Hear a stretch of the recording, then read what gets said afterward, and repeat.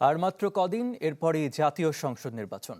প্রার্থীরাও ছুটছেন ভোটারদের কাছে, প্রতিশ্রুতির সাথে চাইছেন ভোট। কেমন চলছে নির্বাচনী প্রচারণা, সে খবর জানাতে দেশের বিভিন্ন স্থান থেকে যোগ দিচ্ছেন আমাদের সহকর্মীরা। শুরুতে ঝিনাইদহ থেকে যোগ দিচ্ছেন সহকর্মী সাদ্দাম হোসেন। সাদ্দাম, নির্বাচনী প্রচারণা ঝিনাইদহে কেমন দেখছেন জানাবেন। আরএফএন জাতীয় সংসদ নির্বাচন ঘিরে ঝিনাইদহের 4টি সংসদীয় আসনে নির্বাচনের মাঠ জমে উঠেছে। আসলে প্রচারণায় ব্যস্ত সময় পার করছেন এখানকার প্রার্থীরা। পোস্টার, মাইকিং ও পথসভায় মুখর হয়ে উঠেছে গ্রাম থেকে শহর। সকাল থেকে সন্ধ্যা পর্যন্ত প্রার্থীরা যাচ্ছেন ভোটারদের দ্বারে দ্বারে, দিচ্ছেন নানান প্রতিশ্রুতি আর করছেন ভোট প্রার্থনা। ঝিনাইদহের 4টি সংসদীয় আসনে মোট ভোটার সংখ্যা রয়েছে 15,96,393 জন। এই 4টি আসনে কিন্তু প্রতিদ্বন্দ্বিতা করছে বিএনপি এবং জামাতে ইসলাম। তো এখন পর্যন্ত এ জেলায় কোনো ধরনের অপ্রীতিকর কোনো ঘটনা ঘটেনি। তবে দেখার বিষয় 12 তারিখ পর্যন্ত এই আইন শৃঙ্খলা পরিস্থিতি স্বাভাবিক থাকে কিনা। এই ছিল এখানকার নির্বাচনী সর্বশেষ পরিস্থিতি। ধন্যবাদ সাদ্দাম। দর্শক, এবার ঝালকাঠি থেকে যোগ দিচ্ছেন সহকর্মী রতন আচার্য।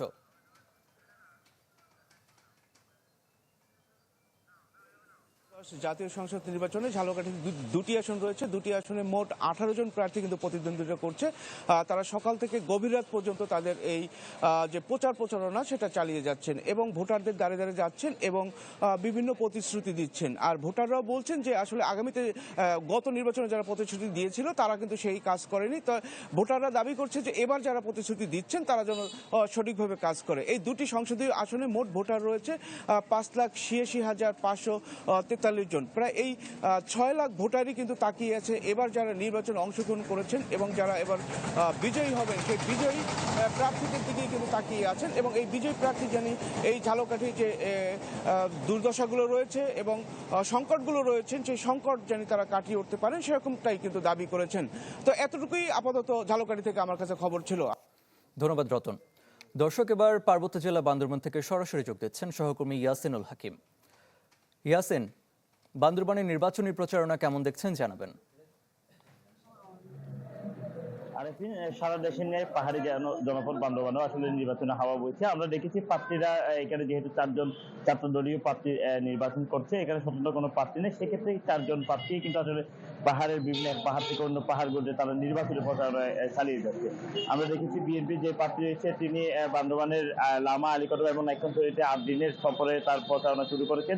পাশাপাশি এনসিপি যে প্রার্থী রয়েছে সেও কিন্তু আসলে লামা উপজেলা সদর ইউনিয়নে প্রচারণা আজকে সকাল 9টার পর থেকে শুরু করবে বলে জানিয়েছেন। অন্যদিকে জামাতে ইসলামী শাসনতন্ত্র আন্দোলনের যে প্রার্থী রয়েছে তিনিও কিন্তু আসলে দুপুর থেকে লামা এবং আলীকদমের প্রচারণার কথা রয়েছে এবং জাতীয় পার্টির যে প্রার্থী রয়েছে সে আজকে দুপুরে সাংবাদিক সম্মেলনের মাধ্যমে তার প্রচারণা শুরু করার কথা রয়েছে। তবে এখনো পর্যন্ত তার প্রচারণা শুরু হয়নি আমরা লক্ষ্য করেছি। তবে পার্বত্য জেলা বান্দরবানের 7 উপজেলা 34 ইউনিয়ন 2 পৌরসভার প্রত্যেকটি জায়গায় 187 জন সহকারী 187 জন প্রিজাইডিং অফিসার এবং 732 জন সহকারী প্রিজাইডিং অফিসার, 1505 জন ফুডিং অফিসারকে ইতিমধ্যে জেলা প্রশাসনের পক্ষ থেকে প্রশিক্ষণ দেওয়া হয়েছে। তারা যেটি বলছে জেলা প্রশাসন আগামী 12 তারিখে নির্বাচনকে সামনে রেখে তাদের সকল ধরনের প্রস্তুতি নেওয়া হয়েছে।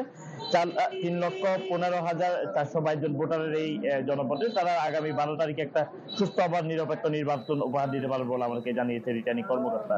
আরফিন, ধন্যবাদ ইয়াসিন।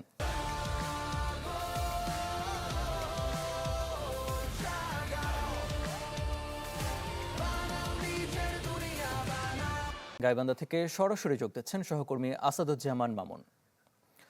মামুন, গাইবান্ধায় নির্বাচনী প্রচারণা কেমন দেখছেন জানাবেন। হ্যাঁ আরেফিন, গাইবান্ধার যে ত্রয়োদশ জাতীয় সংসদ নির্বাচন আর কয়েকদিন পরেই অনুষ্ঠিত হবে। এই নির্বাচনকে কেন্দ্র করে কিন্তু গাইবান্ধার যে 5টি আসন রয়েছে এই 5টি আসনে কিন্তু প্রার্থীরা ভোট থেকে গভীর রাত পর্যন্ত তারা কিন্তু গণসংযোগ করছে, প্রচারণা করছে এবং আপনার উঠান বৈঠক করছে এবং ভোটারদের কাছে তারা বিভিন্ন আশ্বাস দিচ্ছে এবং সেই আশ্বাসের ভিত্তিতে গাইবান্ধায় যেহেতু কৃষি কলেজ নেই, মেডিকেল কলেজ নেই, তারপরে রাস্তাঘাটের উন্নয়ন করবে এরকম কিন্তু আশ্বাস দিচ্ছে। ভোটাররাও দীর্ঘদিন মানে স্বাধীনতার পর থেকে গাইবান্ধার কিন্তু উন্নয়ন হয়নি। তো এই উন্নয়ন না হওয়ার কারণে কিন্তু তারা কিন্তু ভোটারদের দাবি যে তারা কিন্তু চাচ্ছে যে উন্নয়ন করা হোক, যে প্রার্থী উন্নয়ন করবে সেই প্রার্থীকে তারা ভোট দিবে বলে জানতে পেরেছি।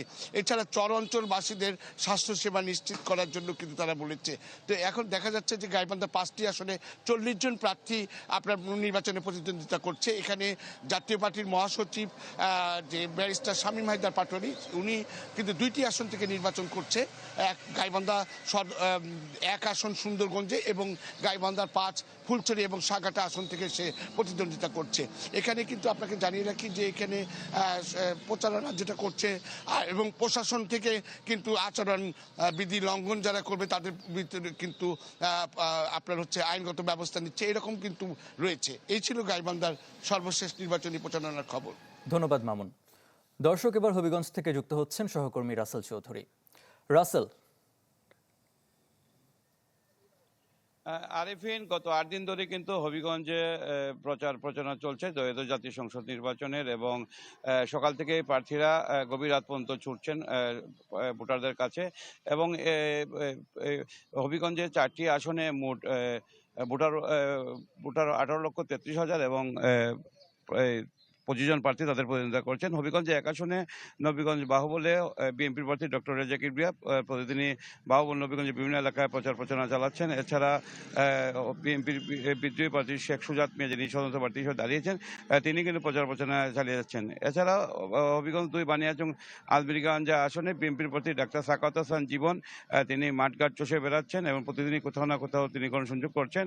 এছাড়া খেলাফত মজলিসের মৌলানা আব্দুল বাসিত, তিনিও কিন্তু বানিয়াচং আজমিরগঞ্জে তার প্রচারণা অব্যাহত রেখেছেন।